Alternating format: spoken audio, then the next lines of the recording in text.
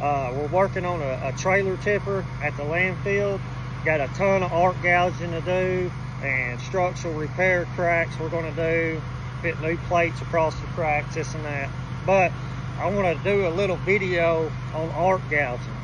Anytime that I arc gouge, I could post 5 seconds on one of my videos, and there's always a couple comments on people asking about, I guess you'd say, this process of gouging.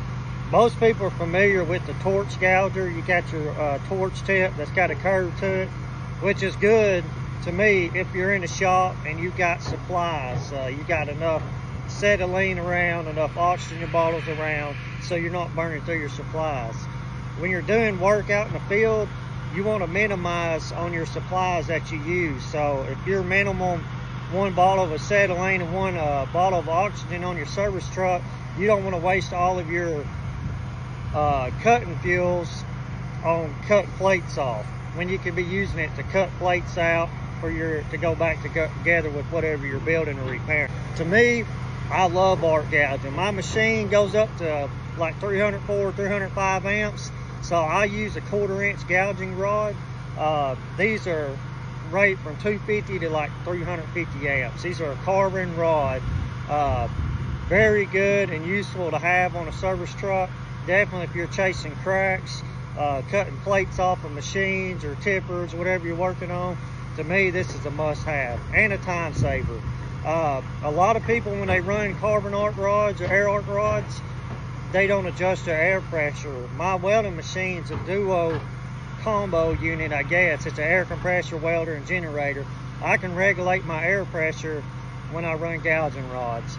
I think your typical settings you want to run is probably 80 to like 95 psi. I leave mine around 90 psi. If you put too much airflow on it, it affects everything you do when you're gouging. Another good tip to have, I see guys that run carbon rods like that. They leave the full length out. Don't do it. It's too much stress on your welding machine. You don't want to rag your machine out and wear it down prematurely.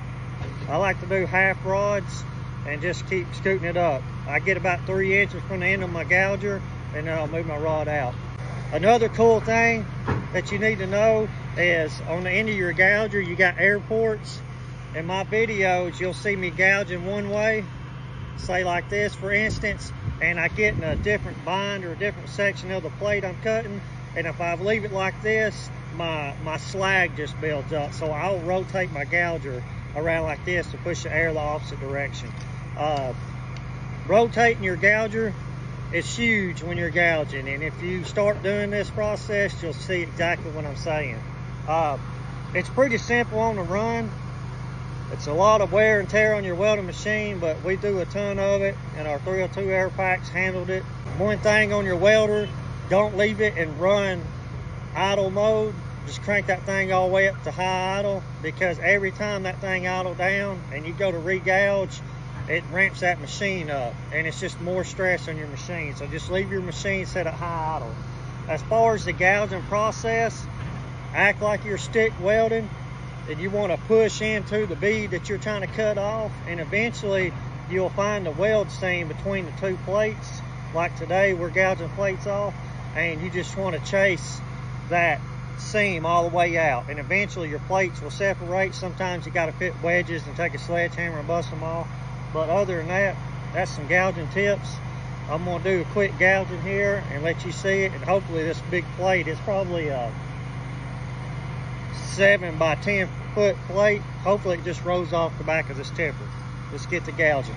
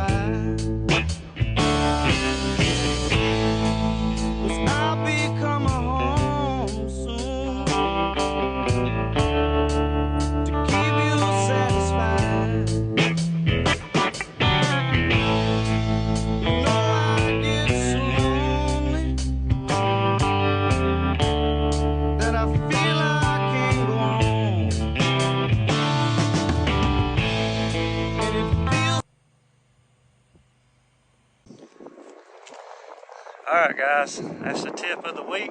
It's Thanksgiving week. Hope everybody has a blessed one. Make sure you tell your loved ones that you ain't spoke to in a while that you love them. Stay positive, stay blessed. Lord, I hope it don't rain. Just let it rain if we catch this big thing on fire, but we got fire extinguishers. Either way, y'all be good. Love y'all.